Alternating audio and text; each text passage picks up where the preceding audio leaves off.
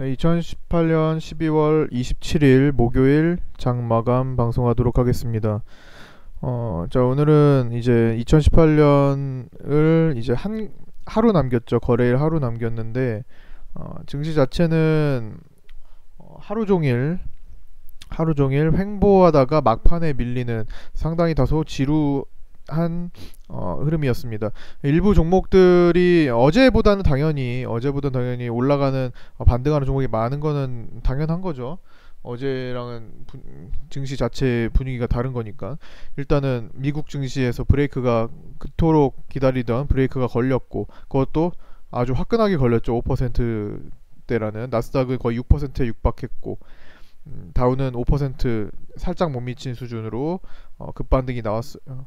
일단 기다리던 게 나와서, 일단은 사실 미국 증시가 추가적으로 대폭락을 마지막 쏟아버리는 거 있잖아요. 그거에 나올 것이라는 우려감에서는 해소가 됐습니다. 그렇기 때문에 배당락이 있음에도 불구하고 오늘 갭 상승해가지고 유지를 할 수 있었는데, 셀트리온 헬스케어 때문에 유지를 하지 못하고 밀렸어요. 일단 셀트리온 헬스케어가 오늘 종가로 결국에는 8% 정도, 8%가 내려왔죠.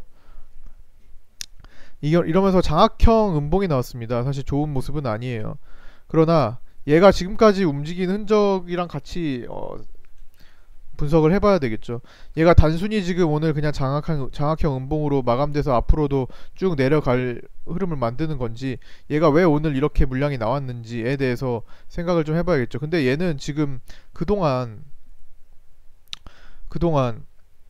미증시가 12월 동안 쭉쭉 떨어지는 동안에 우리 증시가 이제 양호하게 박스권을 만들면서 버텨줬잖아요. 그 모습을 만들게 했던 이유 중에 하나가 이 셀트리온 헬스케어죠.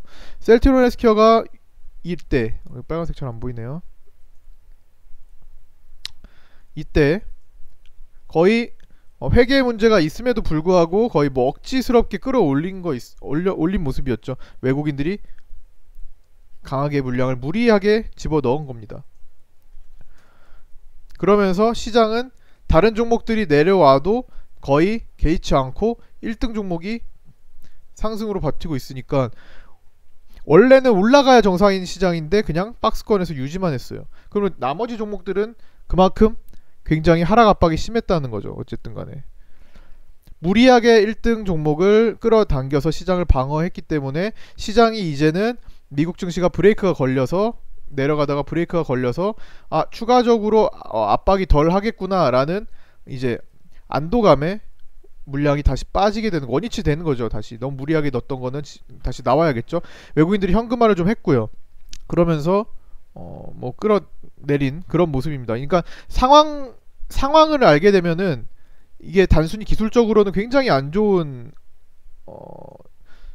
이 모습이잖아요. 장악형 음봉, 장대 음봉으로 떨어졌고, 거래가 만만치 않게 나왔고, 이때도 나왔고, 회계 문제로 떨어졌을 땐 이때잖아요. 그러나 이 상황을 이해하고서는 충분히 셀트리온 헬스케어에서 물량이 이 정도 나올 수 있겠구나라고 이제 이해할 수가 있는 거죠. 그렇기 때문에 향후에도 어느 정도 다시 조금 밑에 찍었다가 올라오면서 흐름을 만들어갈 가능성이 또 높습니다. 또 얘를 가지고 지수를 또 움직이려고 할 테니까요. 가장 효율적으로. 만약에 1월달에 지수를 좀 끌어올리고 돌파하는 흐름이 나오게 된다면은 얘가 안 올라가고서는 돌파할 수가 없을 거예요. 그러니까 지금 어디를 돌파해야 되냐?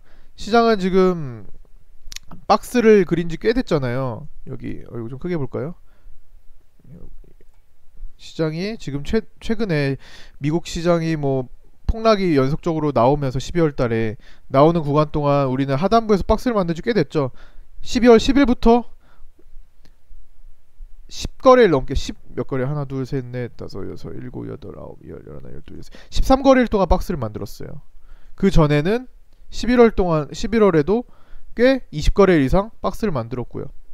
지금 하단부에서 박스를 또 돌파를 해서 올라가려면 셀트리온 헬스케어의 힘이 필요한 것은 분명합니다. 그렇기 때문에 얘가 아무리 장대 음봉으로 떨어졌다고 한들 살짝 하단부 찍고 다시 올라올 수 있는 모습을 기대할 수 있고, 시장이 이것 때문에 다시 무너지겠다라는 생각을 굳이 할 필요까지는 없을 것 같습니다. 오늘 좀 무리하게 빠진 건 맞지만 생각해보면은 오늘 빠지는 게 그렇게 이해가 안 될 수준은 아니라는 거예요. 다만 좀 아쉽죠. 사실 오늘 갭 뛰어가지고 좀 강하게 받쳐 일본 증시처럼 좀 강하게 상승했으면 좋았을 텐데, 사실 우리는 일본 증시와 미국 증시를 따라 움직이는 게 아니라 오히려 지금 중국 증시를 중국 증시의 영향을 받고 있잖아요. 상해 종합 지수는 오늘 마찬가지로 우리처럼 갭 뛰어서 많이 내려왔습니다. 어쨌든 간에 우리 일본이나 미국처럼 많이 12월 달에 내려온 게 아니기 때문에 이 모습이랑은 달라지고 있는 거예요. 상해 종합 지수가 갭 뛰어서 많이 내려왔는데 이것처럼 지금 우리도 사실 일본은 반등이, 지금 만약에 우리가 일본의 입장이 돼본다고 한다면 오늘 같은 반등이 필요한 거예요. 3%가 넘었나요? 일본이 한 4% 반등이 나왔을 겁니다.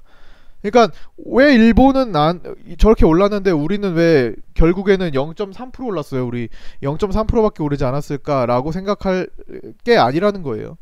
우리는 12월장을 버텨줬다는 겁니다.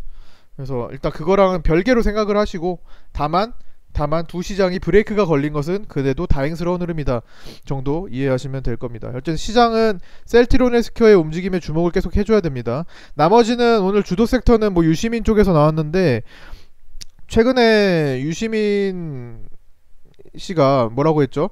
자기 테마주는 다 사기다, 돈 가지고 장난치는 거다, 관련이 없다, 난 누군지도 모른다, 그 사람들 뭐 인맥으로 엮였다고 하는데 난 누군지도 모르겠다 라는 식으로 언론에서 밝힌 바가 있습니다. 언론을 통해서.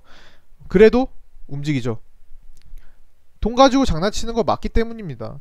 아무리 부인을 하더라도 진짜 그 종목을 돈 가지고 돈이 우선이라는 거예요. 자금을 가지고 이미 매집을 해서 끌어올리려고 하는데 무슨 말을 한들 소용이 있겠어요? 다만 잠시 제동이 걸리긴 하겠지만, 그래서 다시 시장이 돌아오려고 하는 상황 속에서 정치주들이 또다시 순환을 한다는 것은, 물론 유튜브나 팟캐스트 이런 것들 효과도 있어요. 1월달에 하는 뭐 그런 거는 뭐 그냥 내용 살붙이기밖에 안 되는 거고, 사실은 다시 순환을 할 겁니다. 지금 정치 테마주는 태동기예요. 지금 뭐 문재인 대통령이 임기가 뭐 3년차가 내년인데 아직 멀었잖아요. 3-4년차 3년차 후반이나 돼야 2차 상승기를 보일 겁니다. 지금은 태동기고, 태동기 때는 사실 그렇게 길지가 않아요. 그래서 파동이 뭐 1월달에 어느 정도 종료가 된다고 본다면 그 흐름에 맞춰서 지금 태동기에 어떤 종목이 태어나는지 잘 보고 계시다가 본격적으로 이제 2019년 말 정도, 아마 하반기 정도 예상이 되는데, 대선 시즌에 우리가 진짜 그때는 대선 종목 정치주에 거의 반 이상 집중을 하게 될 때가 올 겁니다. 거기서 주요 섹터가 계속 만들어지기 때문에. 그리고 그 전까지는 계속 순환을 할 거예요. 지지율이 지금 중요하지 않아요. 지금 지지율이 중요하지 않고, 그래서 말씀드리는 거는, 지금 누구 종목이 오늘 떴는데 다른 사람 종목은 왜 오늘 안 떴지? 그러면은 이건 매도해야 되나? 이런 생각까지 가질 필요가 없다는 겁니다. 어차피 지지율과 무관하게 다 순환을 할 거예요. 순환을 한 번씩 보여준 다음에 본격적으로 때가 되면 다시 정돈돼서 본격적인 출발할 겁니다. 지금 올라온 거 수준 아무것도 아닌 상승이 또 펼쳐질 수가 있습니다. 그래서 지금 지지율과는 무관하고, 지지율이 떨어졌다고 해서 끝난 건 아닙니다. 그렇기 때문에 순환하는 거 생각을 해보시고, 아마 1월달에 이제 올해 이제 정치인들에 대한 기대감이 또 쏠릴 수 있어요. 그래서 1월달에 지금 순환하지 않았던, 일단 먼저 유시민 스타트를 끄는 거고, 나머지 관련주들도 아마 순환을 하나씩 할 겁니다. 그거 참고하시고요. 그 다음에 바이오 섹터는 일단 오늘 셀트리온헬스케어의 하락 힘 때문에 사실 크게 반등한 것은 많지가 않아요. 많이 떨어진 거, 오늘 상한가 세 종목의 특징이 사실 유시민 쪽에서 하나 바닥주였죠. 바닥에 포비스텐시 강하게 많이 떨어졌던 거, 동전 600원까지 봤던 거였고, 그 다음에 마찬가지로 세력성 종목 중에서 저기 하단부까지 완전히 고점 대비해서 막 한 80%대 밀어낸 종목, 완전히 저점 갱신하고 10월달 폭락장부 깨버린 종목이 급반등해서 상한가가 나왔고요. 그 다음에 신규주 하나 에어부산 상한가 나온 거고, 이 정도입니다. 그래서 뭔가 특징이 정말 이 구간을 뭐 견뎌내고 있었던 사람들만이 먹을 수 있는 그런 상한가가 나온 거예요 오늘. 신규주 제외하고 포비스티엔시는 뭐 이미 그 전에 들어와서 사실 연속성이 좀 있지만 그래도 그 전에 600원대까지 보는 완전히 굉장히 많이 밀렸다. 원래 이게 문재인 대통령 테마주로 지금 문 대통령 테마주로 한번 작업을 하다가 끝난 거거든요. 그래서 그러고 나서 얼마나 밀렸어요? 한 70% 밀렸나요 이것도? 고점 대비 한 60-70% 밀렸습니다. 그 상태에서 지금 새로운 테마에 붙여가지고 좀 작업을 시작한 거잖아요. 새롭게 거래도 실리고. 그래서 이건 뭐 연속성이 있다고 볼 수는 있겠지만 나머지들은 그렇게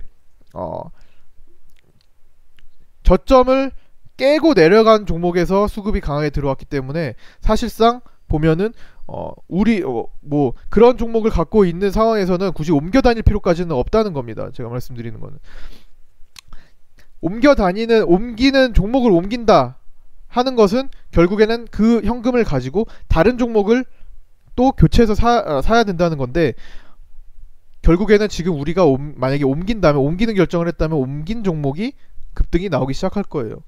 1월달 초에. 그래서 그 종목을 움직이기 시작했을 때 교체를 하는 것과 움직이기 전에 미리 안 올라갈 거야 라는 전제하에 교체를 하는 것과는 나중에 차이가 크게 생길 겁니다. 그래서 종목 압축을 할 텐데, 압축을 하게 되더라도 어느 정도의 흐름을 기다렸다가 흐름이 나오면 거기다가 대고 교체를 하고 또 같이 안 가는 종목과 묶어가지고 정리를 해서 압축을 좀 할 필요가 있을 것 같아요. 2019년장은 좀 압축해가지고 좀 강한 종목에 힘을 실어서 먹는 그런 모습이 좀 필요할 것 같고, 물론 만약에 강세장이 바로 안 나올 수 있어요. 1월달 1, 2, 3월에 바로 강세장이 안 나올 수 있습니다. 강세장으로 전환되는 시기가 좀 필요할 수 있어요. 왜냐면 횡보기간을 좀 거쳐야겠죠. 워낙 많이 떨어진 상태이기 때문에 횡보기간을 거쳐서 돌아 올릴 때 N은 물론 좀 많은 종목을 해도 되겠지만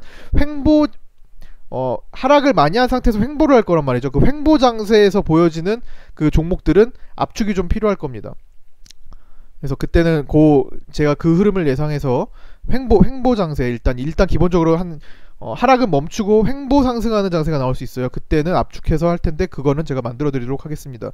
일단 그 전에 안 움직인다고 해서 미리 뭐 옮겨 다니실 필요까지는 없다는 거예요. 하나씩 접근을 하도록 할게요. 원래는 연말에 그게 진행이 됐어야 했는데 연말 랠리가 없었잖아요. 보시다시피 12월에 해외 증시, 글로벌 증시, 미국 증시 폭락하면서 연말 랠리가 나올 수 있는 상황이 아니었죠. 크리스마스 마찬가지로 산타 랠리가 나올 수 있는 상황이 아니었기 때문에 일단 살짝 뒤로 밀렸다고 생각을 하시고 1월 효과 한번 기대해 보도록 하겠습니다. 어쨌든 이번에 연말까지는 그 각종 펀드들이나 이런 성적들이 펀드일 수도 있고 어떤 펀드 이외의 어떤 계좌일 수 있고 세력 계좌일 수 있고 성적들이 굉장히 좋지가 않아요. 1년 내내 내려간 상황에서 1년짜리 펀드들도 성적이 좋지 않을 것, 전체적으로 성과가 굉장히 좋지 않을 겁니다. 즉 채권 수익률이 제일 높은 상황이라는 거예요. 이 상황에서는 지금 하루 남겨놓고 뭐 얼마나 끌어올리겠어요. 그러진 않을 것이고 내년도에 아마 새롭게 개편을 할 겁니다. 종목들 펀드 매니저들도요. 펀드들도 보시면 1월달에 아마 개편되는 흐름을 타가지고 우리도 같이 거기에 발 맞춰가면 종목들이 계좌가 정돈되는데 충분히 그렇게 오랜 시간 걸리지 않아도 이뤄낼 수 있을 겁니다. 1, 2, 3월 정도. 그리고 1월달에는 일단 CES도 있고, 그렇죠? 그 다음에 JP 모건에서 헬스케어 컨퍼런스도 있고 여러가지 기대할 수 있는 것들도 같이 나올 거예요.